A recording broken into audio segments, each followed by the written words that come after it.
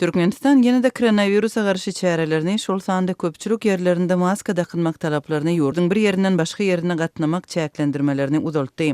Bu aralykda maddi ýetmezçilik sebäpli lukmançylyk edarelerinde we karantin dowlaklarynda COVID-19 keselini anyklamak üçin testler we derman serişdeleri ýetmezçilik edýär.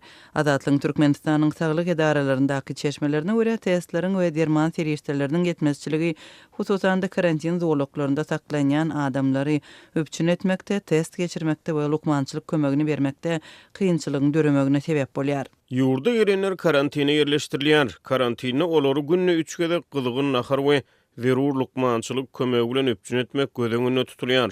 Bu mut bolmaly. Emma Saglyk Ministrligine bu talaplary kanagatlandyrmak üçin zerur serişdeler ýok. Diýip Saglyk Ministrligindäki Çeşme adatlyk radiosyna anonim şertde gurrun berdi we ýylyň başyndan bäri COVID-19 testlerini we virusa garşy dermanlary satyn almak üçin döwlet büdjetinden ýeterlik pulun goýup berilmeýänligini aýtdy. Onun sözlerine görä birnäçe lukmançylyk edaralary testleri öz hasabyna satyn almaly bolýar. Saglyk budagyndaky çeşmeler lukmançylyk edaralarynda maliýe kynçylyklarynyň büdjetden berilmeli terişdeleriň ýetmezçiligi bilen baglanşyklydygyny aýdarlar.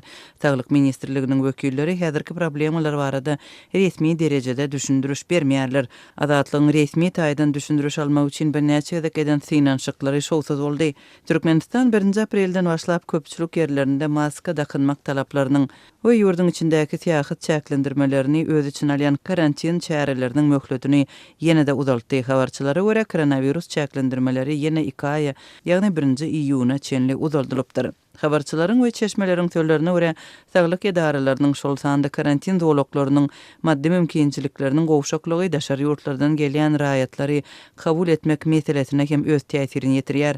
Habarçylar goňşy Özbekistanyň çäginden her gün onlarça adamyň Türkmenistana barýanlygyny habar berdiler. Gelýänler hökmany 3 hepdelik karantinde bolmagy mejbur edilýär. Hususan da Libapdaky çeşmeler Farapdaky terhet gödökçülügini okudundan adamlaryň çäkli san bilen geçirilýänligini habar berdiler. Türkmen hökümeti öz raýatlaryny gaty çäkli sanda kabul edýär diýip adatlyň Libaply çeşme aýtdy. Ol 1 aprelde adynan 75 adamyň Türkmen Özbek terhedinden geçenligini bellidi. Özbekistanyň üstünden gelenleriň ikisi şonda Moskwadan galanlary Täjikistanyň barypdyr. Türkmenistanyň häkimetleri Türkmen raýatlarynyň daşary ýurtlardan getirilmeginiň ören çäkli bolup galmagynyň karantin dowlaklarynyň kabul ediş ukybynyň çäkliligi bilen bagly bolup bolmazlygy barada resmi düşündürüş bermeýärler.